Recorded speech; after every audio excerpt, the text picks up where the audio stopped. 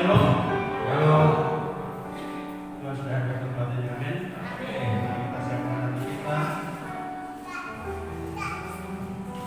Dan kita pada Tuhan. Terima kasih Bapak buat pagi hari. Kami percaya Kau sudah ada tempat yang mengurapi setiap kami Bapak.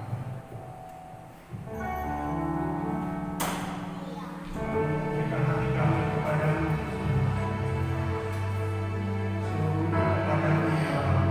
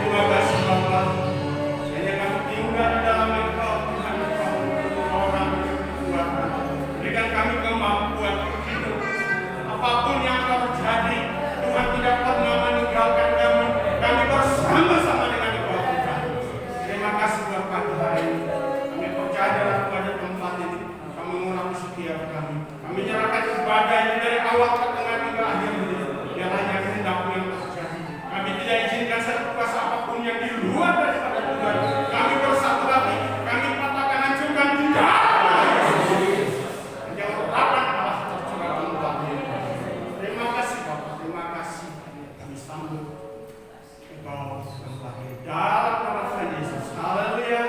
Amin. Shalom. Saya sukacita, amin.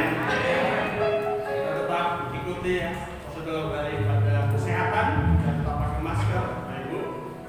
Ya, supaya kita tetap kuat dan tetap sehat untuk memuji Tuhan. Haleluya. Oh betapa indahnya bila kita hidup bersama, waktu bersama, dan percaya pada berkat Tuhan.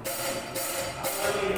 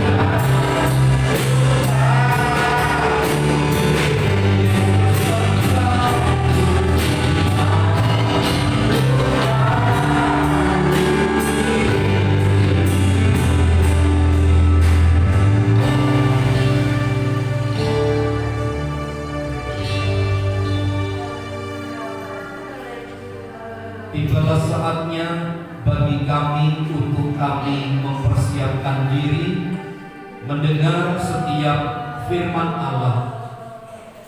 Sebab kami tahu kekuatan dan pertolongan kami hanya daripada Tuhan melalui firman-Mu.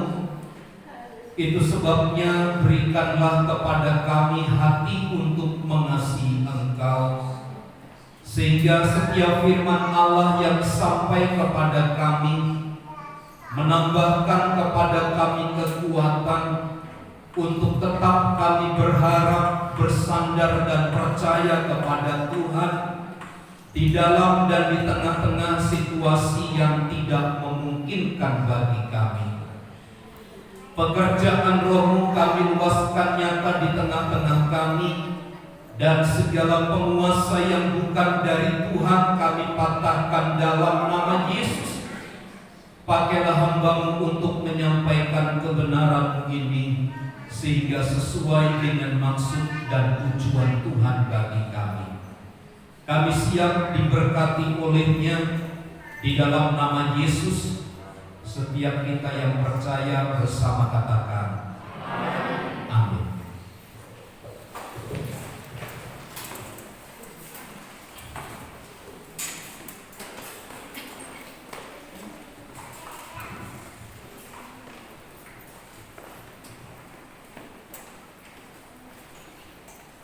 Dalam Injil Matius pasal yang keempat, ayat 1 sampai ayat yang ke-11, tentang kisah pencobaan di padang gurun. Kita baca bergantian ayat ini. Saya membaca ayat pertama dan saudaraku sekalian membaca ayat kedua dan seterusnya. Demikian. Maka Yesus dibawa oleh Roh ke padang gurun untuk dicobai iblis. Dan setelah berpuasa 40 hari dan 40 malam, akhirnya kepada Yesus. Lalu datanglah si pencoba itu dan berkata kepadanya, "Jika engkau anak Allah, perintahkanlah supaya batu-batu ini menjadi roti." Tetapi Yesus menjawab, "Ada tulis, manusia hidup bukan dari roti saja, tetapi dari setiap firman yang keluar dari mulut Allah." Kemudian iblis membawanya ke kota suci dan menempatkan dia di hubungan bait Allah. Lalu berkata kepadanya, "Jika engkau anak Allah, jatuhkanlah dirimu ke bawah, sebab ada tertulis mengenai engkau, Ia akan memerintahkan malaikat-malaikatnya, dan mereka akan mengangkat engkau di atas kakinya, supaya kakimu jangan terpaku kepada batu." Yesus berkata kepadanya, "Ada pula tertulis, jangan engkau mencobai Tuhan Allahmu." Dan iblis membawanya keluar ke atas gunung yang sangat tinggi, dan memperlihatkan kepadanya semua kerajaan dunia dan kemuliaannya. Dan berkata kepadanya, "Semua itu akan kuberikan kepadamu jika engkau sujud menyembah Aku." Maka berkata Yesus kepadanya, "Ingatlah iblis, sebab ada tertulis, engkau harus menyembah Tuhan Allahmu, dan hanya kepada Dia sajalah engkau berbakti." Lalu iblis meninggalkan dia, dan lihatlah malaikat-malaikat datang melayani Yesus. Puji Tuhan. Peristiwa tentang Yesus dicobai di padang gurun saat berpuasa 40 hari 40 malam sebenarnya akan menjawab banyak hal tentang berita-berita miring yang kita dengar hari-hari ini di media sosial. Kisah dan peristiwa ini sebenarnya untuk menjawab, Yesus kan Tuhan, mengapa Dia harus diuji? Kalau demikian artinya Yesus itu belum dan tidak sempurna.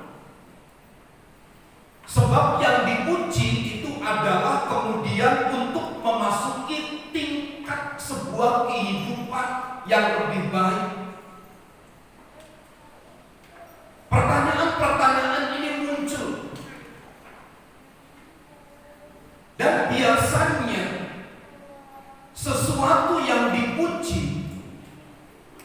itu berkemungkinan Yesus itu juga adalah manusia yang berdosa. Itu sebabnya Allah mengizinkan Yesus harus dicobai. Kalau Yesus tidak berdosa, kenapa dia harus masuk di dalam ujian? Kalau ternyata dia sempurna adanya, kenapa Allah mengizinkan Yesus untuk diuji sedemikian rupa? Kalau tidak demikian, artinya Matius pasal 4 ayat 1 sampai 11 ini adalah sebuah sandiwara yang menggelikan. Allah tahu bahwa dia adalah sempurna. Kenapa harus diuji dan seterusnya? Saya berharap begini, dengan apa yang saya sampaikan berdasarkan Matius 4 ayat 1 sampai 11 ini dapat menjawab beberapa pertanyaan-pertanyaan yang mungkin menggelisahkan kita ketika kita mendengar berita-berita. Kita membaca dalam ayat-ayat tersebut istilah dicobai. Itu berarti menguji. Tetapi kadang-kadang seperti di dalam Matius pasal 4 ayat 1 sampai 11 ini, sebuah ujian atau bujukan untuk dapat melakukan sebuah kejahatan tertentu. Kita dapat tangkap nilai tadi ketika iblis menawarkan beberapa pernyataan-pernyataan penting. Yesus diarahkan untuk memberontak kepada ketetapan-ketetapan Allah. Jadi ujian ini di satu sisi saya melihat bahwa adalah dalam rangka mengarahkan seseorang untuk melakukan kejahatan di atas sebuah kebenaran. Sebab apa Bapak Ibu Saudara, hari ini untuk membedakan kebenaran dan hidup di dalam kepalsuan, itu sangat sulit membedakannya. Alkitab berkata iblis itu seperti domba, tetapi berbulu serigala. Dia kelihatan seperti malaikat terang yang hadir, yang menampakkan diri di dalam kebenaran. Tetapi ujungnya akan menuju maut. Ujungnya akan kepada sebuah kebinasaan. Hal-hal yang kecil, hal-hal yang sederhana, yang kita pandang tidak berdampak cukup negatif dalam hidup kita, kalau kita biarkan sedemikian rupa, maka dia akan semakin besar dalam kurun waktu beberapa lamanya. Bukankah kita sering membiarkan hal-hal yang kecil yang tidak benar, seolah-olah itu sudah menjadi tren, sudah menjadi sebuah gaya hidup? Itu tidak menjadi persoalan, itu tidak menjadi sebuah masalah. Nah, semua manusia yang lahir itu harus mengalami sebuah perubahan. Nah, perubahan ke arah yang lebih baik itu salah satunya adalah melalui ujian-ujian yang dikehendaki oleh Tuhan bagi kita. Ujian kekurangan, ujian masalah, ujian mengalami kesulitan, itu adalah lebih mudah untuk diatasi. Bahkan ujian-ujian yang demikian orang lebih cenderung cepat begitu mengalami kuasa dari Tuhan. Tetapi yang paling berat adalah ujian kalau kita telah berada dalam puncak tertentu di dalam kehidupan ini. Kalau kita sudah mengalami titik tertinggi dari sebuah keberhasilan,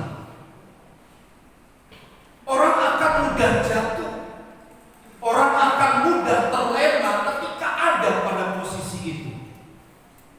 Tetapi kalau dalam keadaan kekurangan, ujian kekurangan, justru itu akan menambahkan kepada kita kekuatan terus memberikan pengharapan dari satu tempat ke tempat yang lain.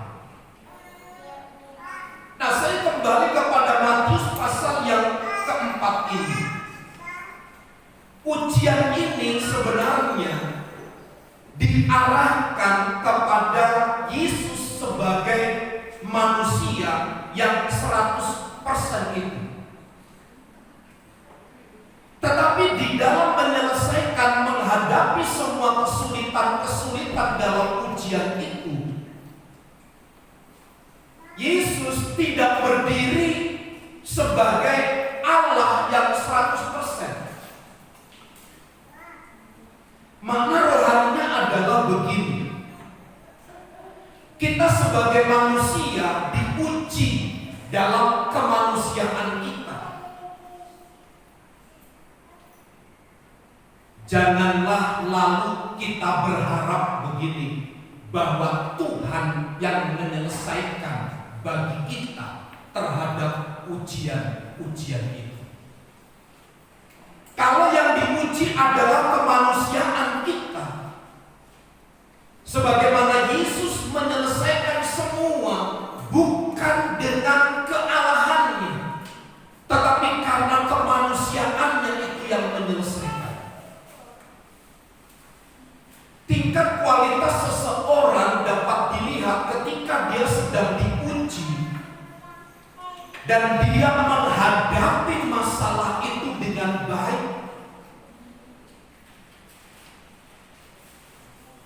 Apakah kita tidak boleh mengharapkan mujizat di tengah-tengah ujian itu?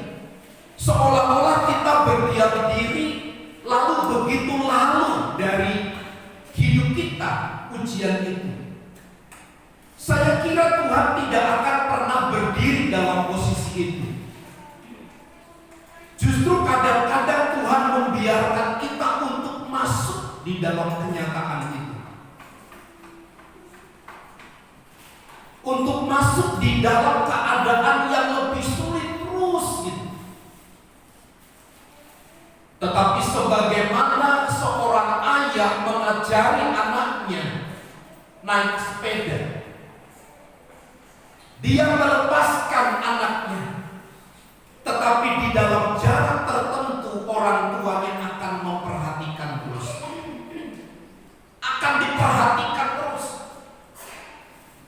Maksud saya adalah Allah itu membawa kita ke dalam kenyataan seperti ini. Ujian demi ujian yang harus kita alami, kita harus hadapi.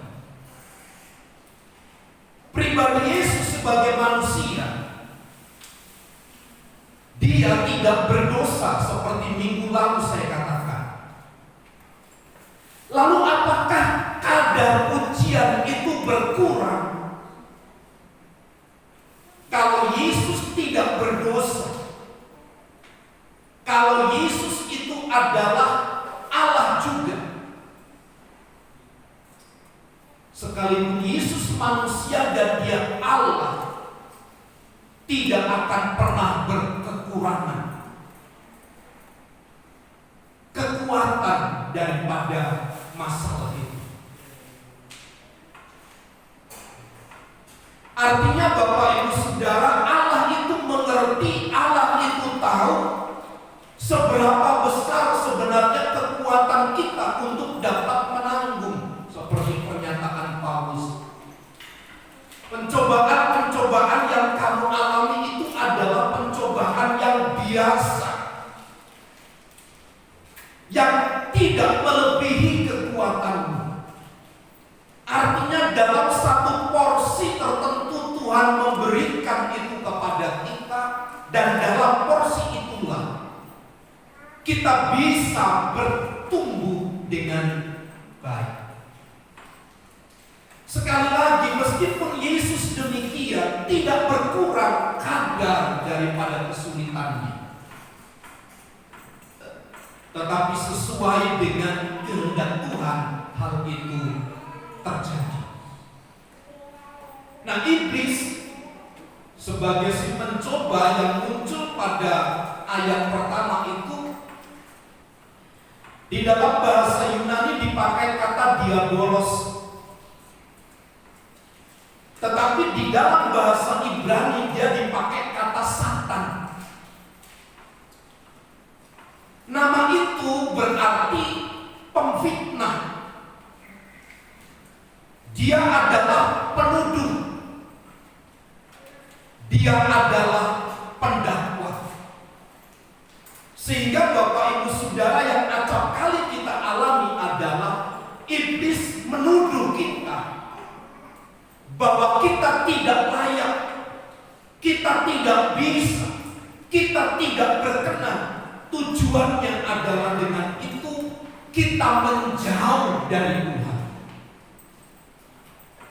Ini pekerjaan-pekerjaan iblis yang nyata di tengah-tengah kehidupan kita, sehingga dialah sebenarnya tokoh yang bertanggung jawab terhadap melencengnya kehendak Allah di dalam kehidupan kita sebagai umat manusia.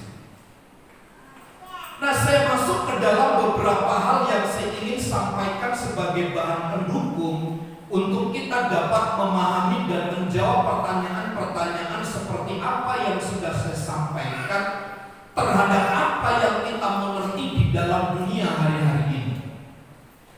Di dalam ayat yang pertama jelas, maka Yesus dibawa oleh Roh ke padang gurun untuk dicobai iblis. Kita mendapat sebuah gambaran, ada satu petunjuk bahwa Kristus tunduk kepada pimpinan Roh Kudus sepanjang pelayanannya di dunia ini. Meskipun Roh Kudus membawa dia untuk dicobai oleh iblis, dia tetap tunduk, dia tetap taat kepada ketetapan dan kehendak Tuhan atas hidupnya. Kadang-kadang Bapak Ibu Saudara, ini merupakan sebuah bujukan untuk melakukan sebuah kejahatan tertentu.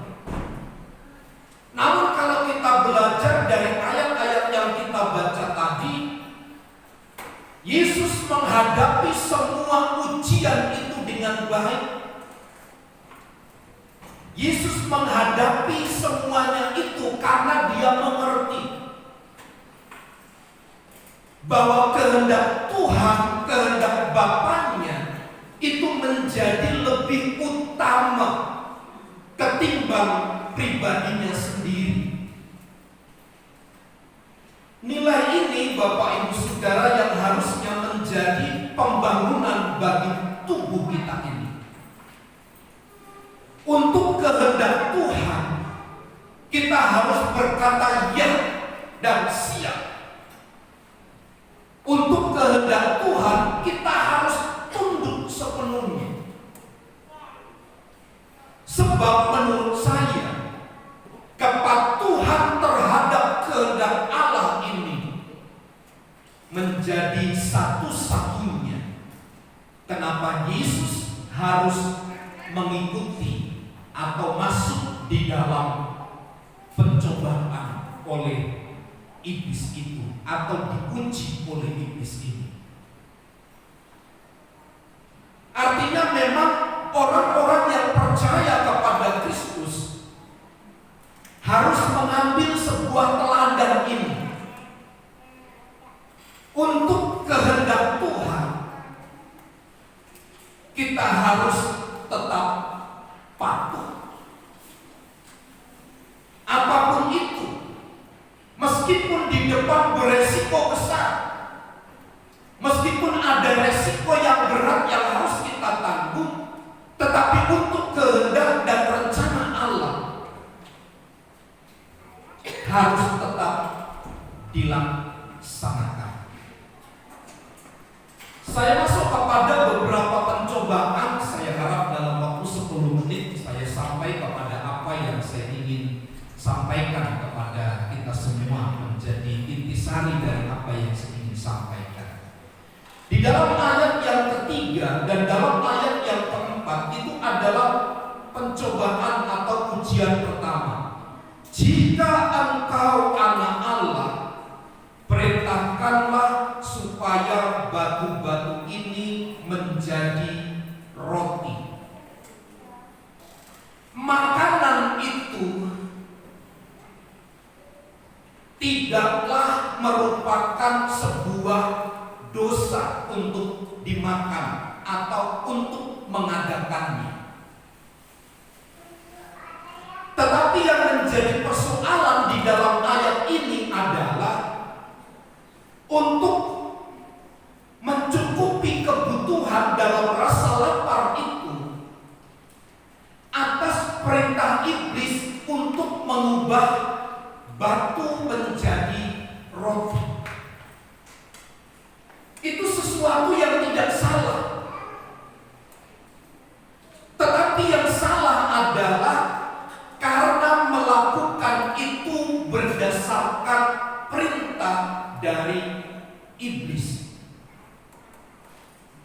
Bapak Ibu Saudara, kita harus waspada, kita harus hati-hati terhadap pernyataan-pernyataan ini. Mungkin kita betul mengerti itu sesuatu yang benar, tidak salah, tidak mendatangkan dosa. Tetapi kalau itu datangnya dari si iblis, maka ini yang akan melepaskan kita dari kasih Kristus.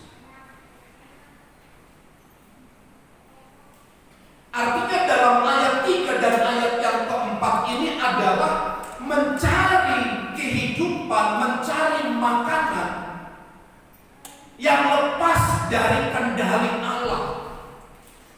Meskipun isi berita itu sesuatu yang benar, tetapi dari siapa datangnya perintah itu juga harus diperhatikan dengan baik.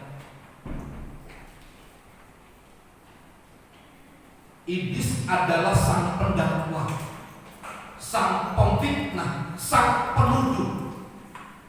Masakan Yesus harus tunduk terhadap perintah meskipun isinya itu adalah sebuah kebenaran, meskipun isinya itu bukan merupakan sebuah kesalahan. Maka Tuhan Yesus katakan manusia bukan hidup dari roti saja, tetapi dari setiap firman yang keluar dari mulut Allah itu sendiri. Salah satu kekuatan kita untuk menyelesaikan ujian-ujian itu adalah berasal dari firman itu sendiri.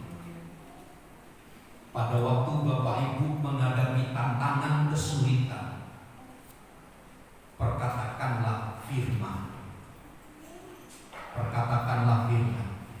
Itu sebabnya penting untuk membaca, waktu untuk membaca dan merenungkan firman, supaya setiap hari firman Allah itu kuat di dalam ingatan-ingatan kita.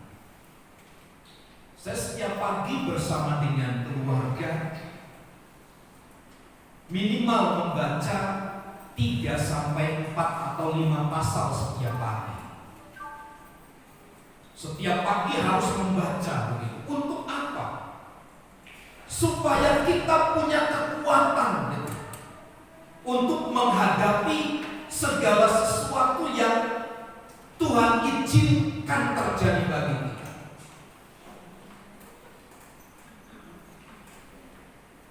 Dalam ayat 3 sampai 4, memang saat itu Yesus lapar setelah berpuasa 40 hari 40 malam.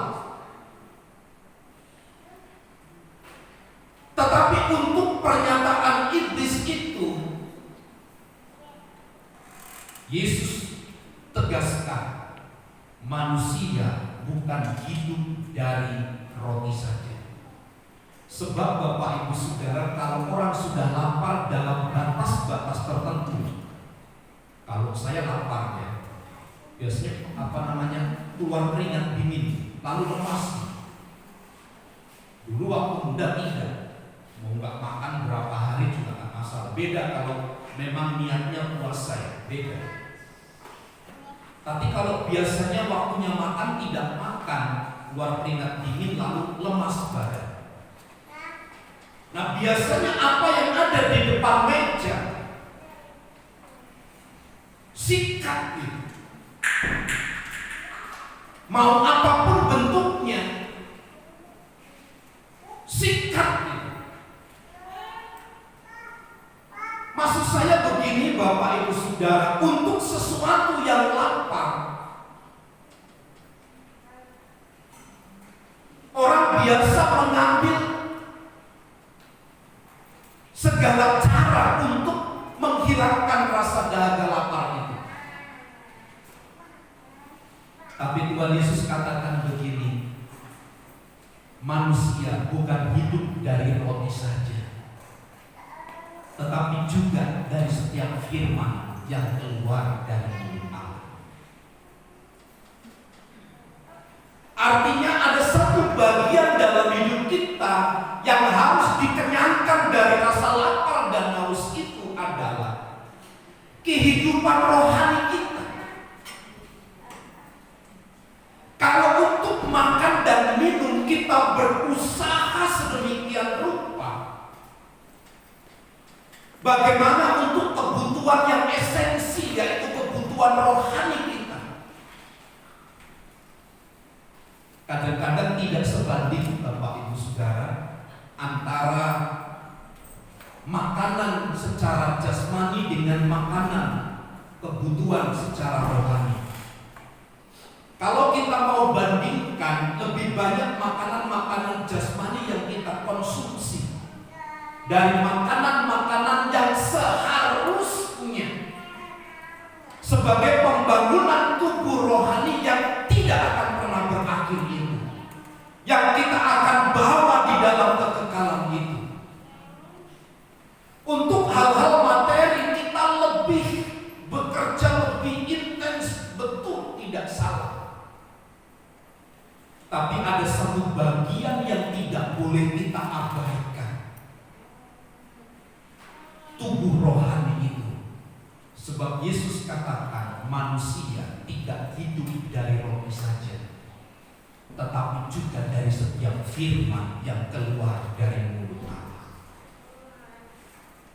Lalu ujian yang kedua dalam ayat 5 sampai kepada ayat yang ke-7,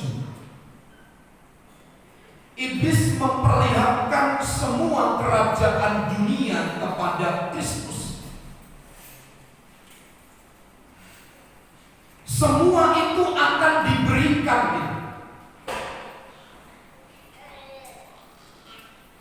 Ayat 5 sampai ayat 7, bukan kerajaan dunia, kemegahan, tetapi memaksa Kristus untuk membuktikan bahwa dirinya harus tunduk terhadap apa apa yang diucapkan oleh Allah.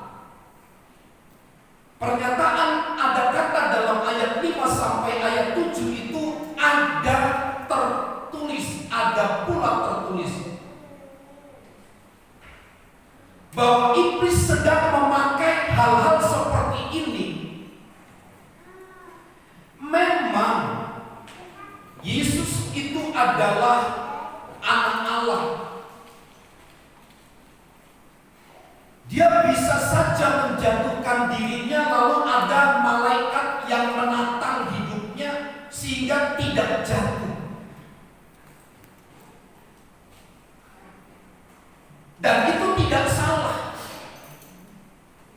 Tapi sekali lagi saya katakan begini, karena sumber perintah itu datang dari si iblis. Jangan engkau mencobai Tuhan Allahmu. Itulah hal yang disampaikan oleh Tuhan Yesus kepada iblis untuk menyelesaikan ujian yang kedua. Maksudnya adalah iblis berusaha menawarkan kepada Yesus untuk mencobai Allah dengan atau untuk memuaskan keinginan dirinya sendiri. Ini percobaan yang diizinkan terjadi dan iblis dorong begitu kuat dalam kehidupan kita sebagai anak-anak Tuhan. Bukankah kita didorong hari-hari ini untuk punya pengertian begini, bahwa dengan firman Allah yang kita pahami, yang kita mengerti, itu kita gunakan sebagai senjata kita, pada akhirnya adalah untuk pemuasan keinginan diri sendiri. Orang yang selalu menuntut mujizat, orang yang selalu berharap kepada mujizat, akan lebih banyak mengalami kekecewaan. Memaksa Tuhan untuk melakukan sesuatu untuk kepentingan diri sendiri, untuk kepuasan diri sendiri. Saya sering katakan begini, iman itu diartikan demikian. Seolah-olah kita punya keyakinan yang kuat berdasarkan ketetapan Allah, lalu kita paksa Tuhan untuk melakukan sesuatu kepada kita, bukan untuk kemuliaan Tuhan pada akhirnya, tetapi untuk kemuliaan, kemegahan kita sendiri, untuk memuaskan keinginan sendiri. Ini iman menurut kesimpulan beberapa orang. Tapi saya katakan, kalau iman hanya diartikan alat untuk mendapatkan sesuatu, itu sesungguhnya bukan iman. Itu adalah keterampilan diri sendiri berdasarkan keyakinannya untuk memperoleh sesuatu yang dipusatkan kepada diri sendiri. Saya puas mengejar segala sesuatu, tetapi memakai alat firman Allah. Itu sebabnya Yesus katakan, janganlah engkau mencobai Tuhan Allah. Ujian yang terakhir dari ayat yang ke-8 sampai ayat yang ke-11. Pada intinya adalah untuk memungkiri Allah, untuk menyembah berhala yang menjamin kekuasaan dunia ini. Yesus ditunjukkan sebuah kerajaan dunia. Kata iblis, semuanya itu akan kepadamu. Pernyataan ini memiliki indikasi bahwa dimungkinkan iblis memiliki segala sesuatu. Tetapi sesungguhnya pernyataan iblis memiliki segala sesuatu itu karena memang iblis itu adalah penipu. Dia merampas segala sesuatu. Bagaimana mungkin Yesus yang pencipta, sang pemilik segala sesuatu, harus tunduk kepada perintah iblis, di mana kepemilikan iblis itu oleh karena merampas. Semua kemegahan dunia akan kuberikan kepadamu kalau engkau tunduk menyembah kepadaku. Saya ingat dulu di Lampung ada namanya Andreas. Di depan rumah saya itu ada kios. Karena bapaknya itu berusaha segala macam tidak berhasil, justru kehidupannya semakin sulit. Anak pertama itu mohon maaf agak sedikit kurang, sehingga bapaknya tidak pernah memasukkan anaknya ini ke sekolah. Lalu dia pergi ke Gunung Kawi untuk mencari kekayaan sambil membawa anaknya ini dipersembahkan kepada berhala. Kesimpulannya, setelah dia pulang beberapa tahun, setan iblis pun tidak mau terhadap anaknya ini, karena iblis pun tahu, mengerti seberapa berkualitas anak yang diserahkan kepadanya. Bapak Ibu Saudara, ada banyak orang mau menyembah, mau sujud, mau tunduk, mau taat, asalkan mendapat sesuatu.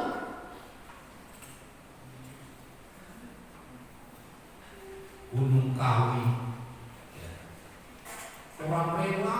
Dulu saya ingat waktu masih SMA, zaman SD. Saya termasuk orang yang otaknya itu sedikit bermasalah dengan SD. Saya tidur di kuburan hanya memakai lidi. Setiap jam harus berubah arahnya. Tidurnya harus berubah. Jadi gitu caranya, kata orang-orang tua waktu itu, kalau mau cari nomor tembus SD, tidur di kuburan, beralaskan sapu lidi. Setiap 1 jam harus bergeser arahnya. Nomor tidak dapat, dikerubungi nyamuk sama semut di tengah peladangan. Kalau saya berkunjung ke mama saya, ke adik saya di kuburan itu, saya ingat di tempat ini dulu saya sempat tidur, ditipu oleh setan, ditipu oleh iblis melalui orang-orang tua waktu itu. Orang bisa melakukan segala hal, Bapak Ibu Saudara, meskipun tidak masuk akal. Demi apa? Kekayaan, demi kehormatan. Itu adalah cara kerja iblis yang trendy hari-hari ini. Dia tawarkan kemudahan-kemudahan. Kalau bisa tidak usah bekerja, tidak usah mengeluarkan keringat, tetapi mendapatkan kekayaan yang berlimpah. Meskipun ada sesuatu nyawa yang dikorbankan, tidak masalah, dan seterusnya. Itu cara kerja iblis. Artinya kalau Yesus mau tunduk kepada otoritas iblis dan menyembahnya, semua kekayaan dunia akan diberikan kepadanya, ditawarkan sedemikian rupa. Kalau Yesus mau tunduk, Yesus mau taat, itu artinya Yesus berada di bawah kepemimpinan iblis. Tetapi ayat itu memberikan indikasi yang luar biasa kepada kita, bahwa Yesus menolak semua ketetapan-ketetapan dari iblis itu. Saya kira ini yang penting yang saya ingin ingin bagikan kepada Bapak Ibu Saudara untuk memahami dan mengerti dengan baik maksud makna kenapa kita harus diuji. Sebab untuk kehendak Tuhan di atas segala sesuatu itu menjadi penting ketimbang kehormatan, ketimbang makan dan minum, ketimbang sebuah kejayaan kehormatan. Tuhan itu harus menjadi tempat prioritas terutama di dalam hidup kita. Tuhan Yesus memberkati kita. Mari kita tundukkan kepala kita berdoa.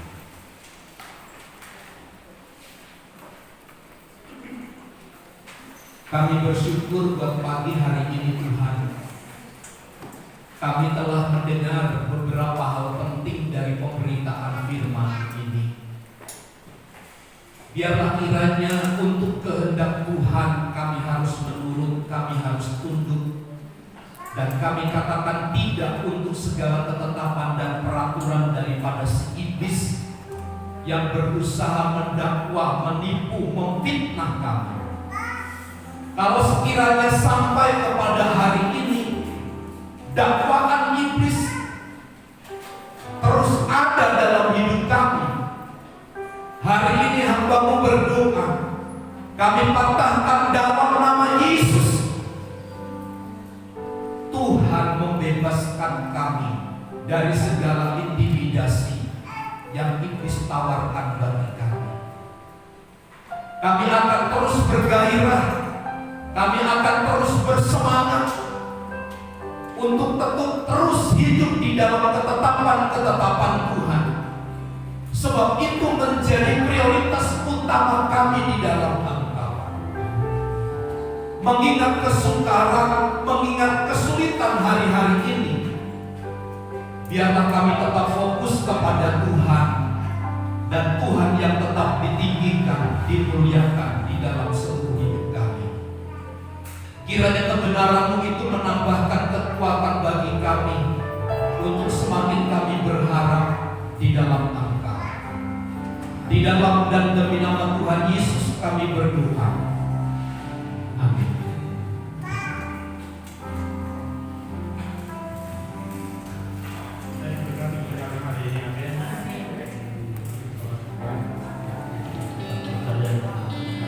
Tiba saatnya kita memberi yang terbaik buat Tuhan. Yang bertugas di sana Tuhan.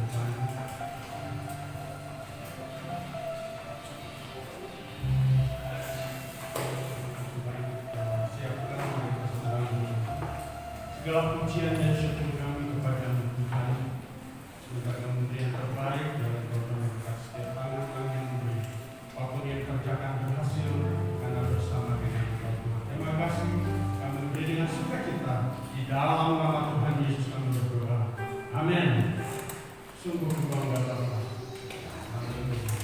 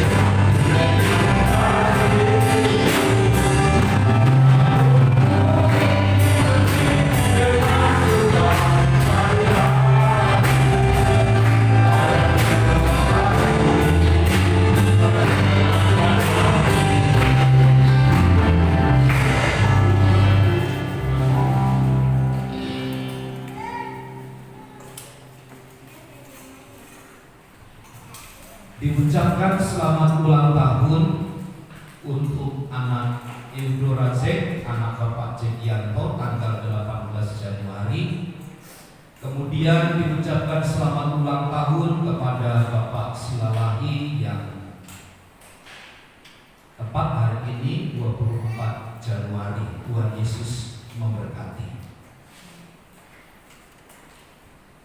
Seperti yang sering kali saya sampaikan, mari terus jaga kondisi tubuh kita, Bapak Ibu Saudara, karena bukan semakin mereda, tetapi semakin membabi buta. Di belakang rumah ini juga ada 2 keluarga yang diisolasi, 3 keluarga yang diisolasi. Jadi mari kita jaga diri dengan baik. Jaga diri dengan baik supaya kita tetap sehat.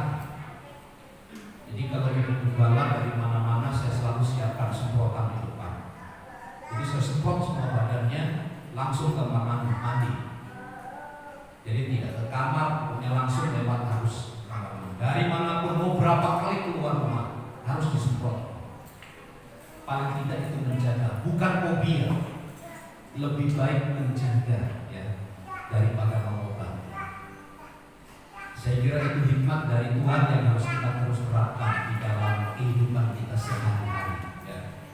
Tuhan Yesus memberkati.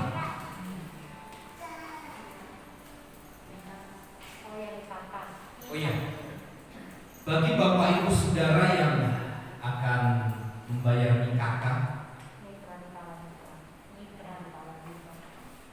ya, mitra di kala duka itu paguyuban kematian ya, paguyuban kematian yang setiap bulan dibayar 15.000 per kepala. Seandainya Bapak Ibu Saudara yang ingin masuk, silakan nanti menghubungi para pengurus dan akan disampaikan beberapa kriteria yang Bapak Ibu Saudara bisa masuk. Dan bagi jemaat yang telah tergabung, silahkan terus diperhatikan untuk pembayarannya supaya tidak memberatkan kita kemudian. Tuhan Yesus memberkati. Mari kita berdiri, kita akan akhiri ibadah kita. Terima kasih Tuhan telah memungkinkan kami untuk kami bersekutu dan beribadah kepada Engkau di dalam perhimpunan kami sebagai orang percaya, baik melalui pujian kami, penyembahan kami, baik melalui pemberitaan firman Allah. Biarlah kami dapat menemukan pribadi Kristus dan itu menguatkan, meneguhkan kami di dalam kami menjalani hari-hari yang harus kami jalani. Kami berdoa berkati setiap umat-Mu yang hadir, baik umat-Mu yang ada di rumah. Engkau yang melawat, Engkau yang memberkati mereka. Berkati segala usaha dan pekerjaan, memberkati seluruh aktivitas kami, sehingga olehnya kami dapat melangsungkan kehidupan ini bersama dengan rencana dan kehendak Tuhan. Kami berdoa buat anak Eudora yang Tuhan pertambahkan usia 1 tahun lagi, Tuhan memberkati. Bapak Silalahi pun Allah yang memberkati dengan berlimpah. Engkau pulihkan kesehatan Bapak Galinggi, pulihkan kesehatan Elisa, pulihkan juga Floren dan Yosi. Tuhan menyembuhkan Bapak Abek, Bapak Sinat, Bapak Andi Sanjaya, dan umat-umat-Mu yang ada dalam kelemahan tubuh. Kami percaya Allah yang membela, Allah yang menopang, Allah yang menolong mereka. Kuatkan mereka ya Tuhan untuk terus ada dan tinggal di dalam kasih dan kemurahan Tuhan. Berkati bangsa dan negara kami, Tuhan berikan hikmat bagi mereka untuk dapat memimpin, mengarahkan bangsa ini lebih baik ke depan, supaya kemuliaan Kristus tetap dinyatakan di dalamnya. Pun kami sebagai umat-umat Tuhan, proteksi kami Bapa, jaga lindungi kami Tuhan, agar kami tetap aman di dalam Engkau. Dan pagi hari ini berkati setiap kami. Kemuliaan dan hormat hanya bagi Tuhan. Di dalam nama Tuhan Yesus kami berdoa. Mari saudaraku, angkat tanganmu dan terimalah berkat Tuhan. Tuhan memberkati dan melindungi engkau. Tuhan menyinari engkau dengan wajah-Nya dan memberi engkau kasih karunia. Tuhan menghadapkan wajah-Nya kepadamu dan memberi engkau damai sejahtera.